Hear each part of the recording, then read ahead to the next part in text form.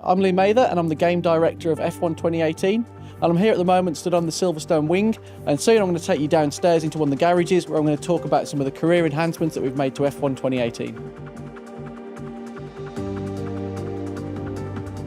The big thing this year is very much the media are going to play a huge part in the player's career.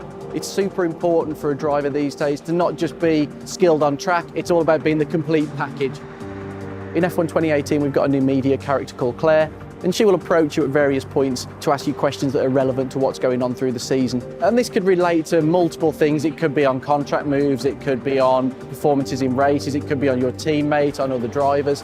The player's going to need to really take into consideration how that impacts on not only the morale of the team, so certain departments will feel demotivated, the time and the price or the unreliability of upgrades will increase, but also how other teams in the paddock perceive them. So it may be that a certain team would like to see a driver who's a great sportsman, demure and good in front of the press, doesn't ever rock the boat, doesn't say anything nasty about anybody, even under high pressure situations. Or it may be that you want somebody who's more of a showman. Some teams really want somebody who got that character, that effervescence, that buzz with the media, and sometimes they may say things a little bit off the cuff that cause a bit of controversy. As you become reputable in the paddock, you will open up different answers which will allow you to really exert your character within the game.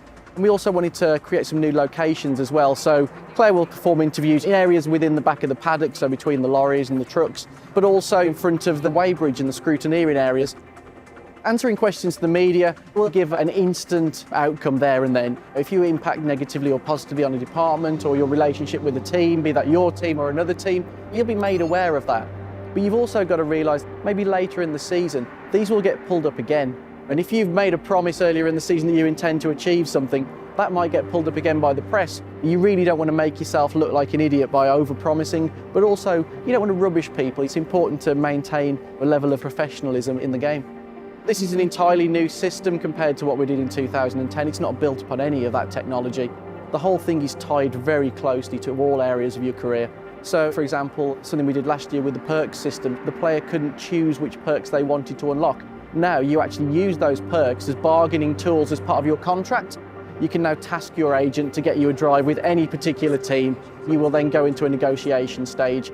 And this is something that we're actually extending across the whole season as well. So there will be key points in the season where the contract windows open again.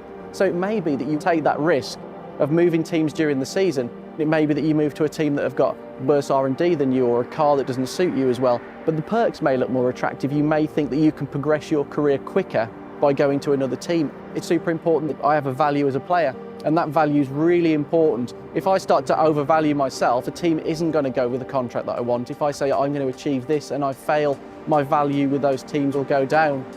In F1 2018, the player will have rivalry with their teammate. That's always the benchmark for how good you are within the team, because obviously you're using exactly the same machinery. But you can also now challenge another rival off the grid. So you can pick who you want to try and beat. And the key thing with that is you can bet your skill level against another driver. If I'm performing reasonably well and I say I'm going to go and beat Lewis Hamilton, I'm going to beat Sebastian Vettel, that's setting your stall out as I'm a strong driver, I can beat the top in the sport. And for that, your reward will be huge in terms of your reputation within the paddock, and that will benefit you in multiple areas of your career. Broadcast style for Formula One's always been something that we've been super passionate about, really representing the sport very cinematically, giving those beautiful intros, having real-world commentators talking about what's going on. So this year we've expanded that system to take into account a lot more of what's going on throughout the course of the season. So now race intros will feature things that have occurred in previous races. The press will refer to things that have happened in previous races. So it's not just a case of on a race-by-race basis. This is a long season, and everything that happens will play out through the eyes of the media and through your team.